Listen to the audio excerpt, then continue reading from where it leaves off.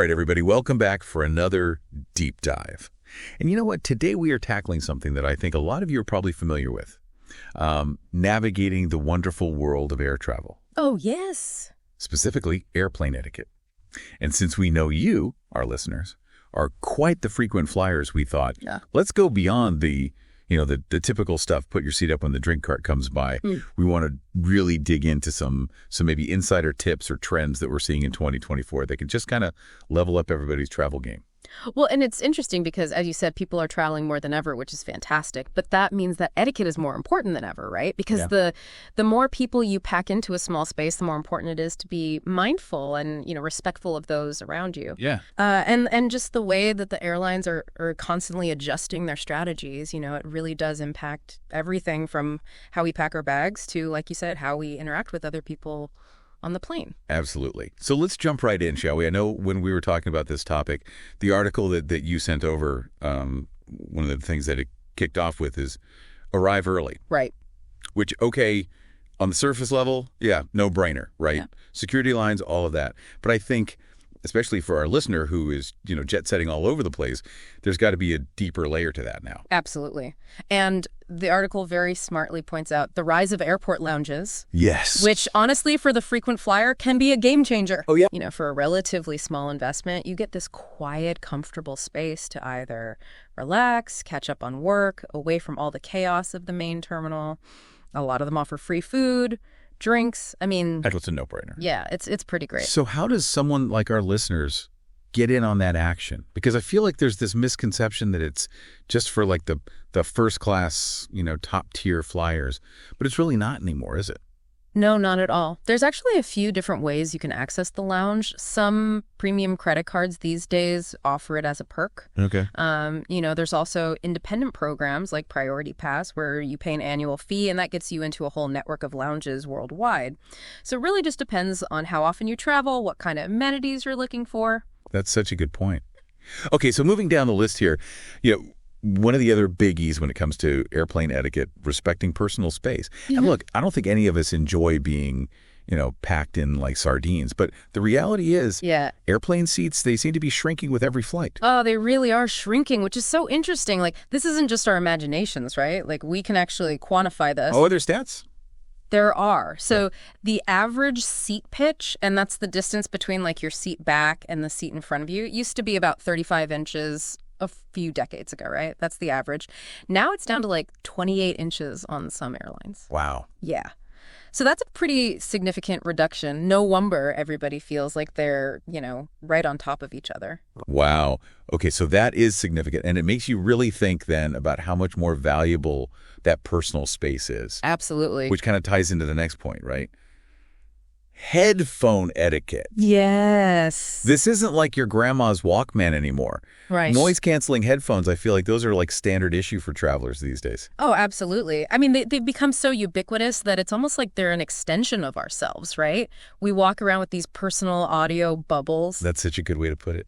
But it adds this whole other layer, I think, to the social dynamics of air travel. Yeah, like, is it even okay to, like, chat up your neighbor if you don't even know if they're listening to music or a podcast or just, like, a white noise machine? Like, what are the rules? You almost need a whole new set of social cues to navigate these interactions, right? Because do you interrupt their audio bliss to ask a question? Or do you just resign yourself to like 5 hours of silence? These are the modern day travel dilemmas that we face. I'm already feeling like a better traveler. Right. Just having this conversation. Okay, the next do on the list. This one I think is pretty self-explanatory. Sure. But important nonetheless, assisting others. And I'm glad you brought this up because I think it's about so much more than just being a good person, although that is, of course, a part of it. But, the demographics of air travel are changing. We have more and more older adults traveling, people with disabilities, and just greater diversity in general in terms of languages and cultural backgrounds.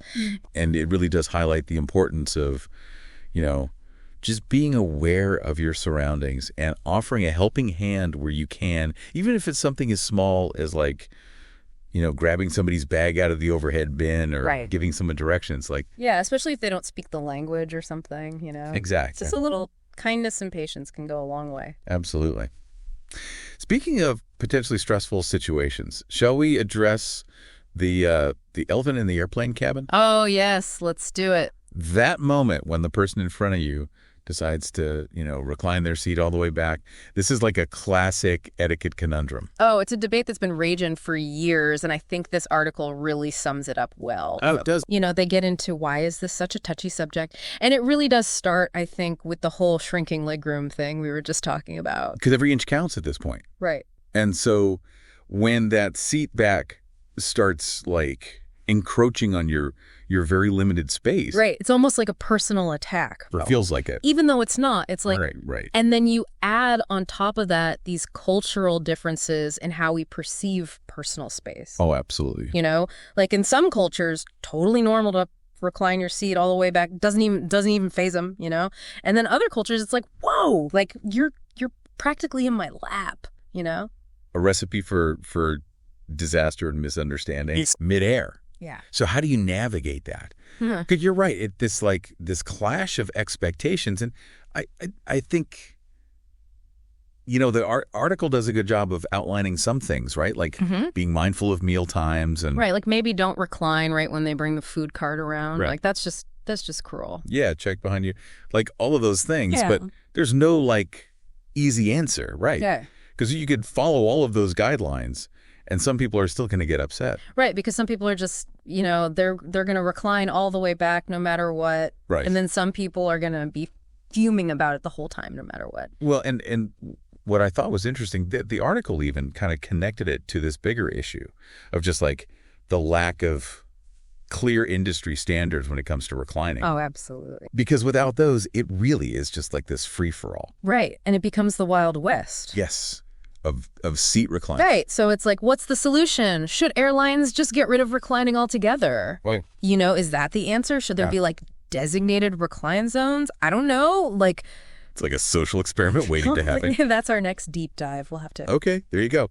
Yay. All right, shifting gears just a little bit here because I want to make sure that we have time to talk about, I think, one of the most maybe relatable aspects of air travel, especially for, our frequent flyer listener. We've got to talk about packing. The art of efficient packing. Yes. It can make or break your travel experience, let's be honest. It really can. And so the article had a really interesting suggestion, and that was to invest in a high-quality carry-on bag. And specifically, they called out now get ready for it, the Briggs & Riley. Oh, yeah. Essential 22-inch two-wheel expandable carry-on. It's a mouthful. It's a mouthful. Yeah. So aside from the name, what makes this bag so special? Well, I mean, for one, Briggs & Riley, they're known for their durability. Like their bags they're built to last. But more importantly, they have a lifetime warranty. Oh, wow. So that's a big selling point for a lot of people. So even though it might be a little bit pricier up front, in the long run, it could actually save you money. That's a good point. And then just from a practical standpoint, it's designed to maximize space and organization. Like they really put a lot of thought into the design. Which are important features when you're constantly living out of your suitcase. Absolutely. But even with the best bag in the world, packing light can be a challenge, especially in 2024 with all the gadgets and the gizmos. Oh, it's true.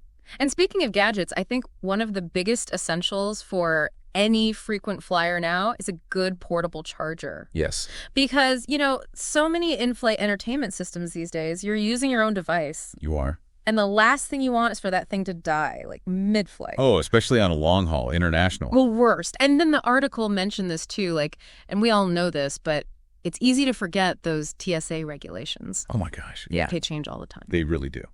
And speaking of TSA, regulations and things, that can definitely be a source of stress for even the most seasoned traveler. Absolutely. And there was actually a recent change that people might not be aware of involving restrictions on powdered substances. Okay. So if you've got anything larger than 12 ounces, this could be certain protein powders, even some makeup products, that now has to be in a separate bin for screening. Oh, wow. Just like liquids. Okay. So that's good to know. You got to stay on top of these things. Yeah. Always double check that TSA website. Yes, because those rules can really sneak up on you. They can, for sure. But going back to that idea of packing light, I think one of the biggest takeaways for me from the article and just from experience is just the importance of versatility. Can your clothing items be mixed and matched for different occasions? Can your shoes go from day to night? These are the questions that separate the pros from the overpackers. It's like a capsule wardrobe for the air. I love it. Exactly. Okay, so as we start our descent here. We're getting ready to land. Yes, we're getting ready to land. I love it.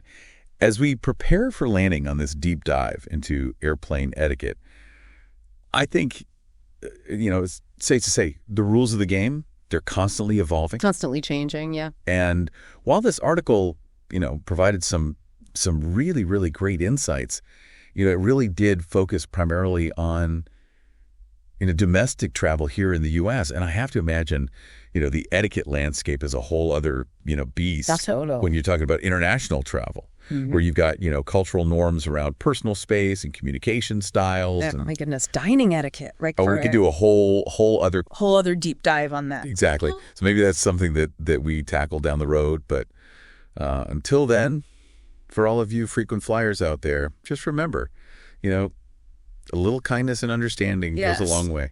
And, safe travels, everyone. Safe travels.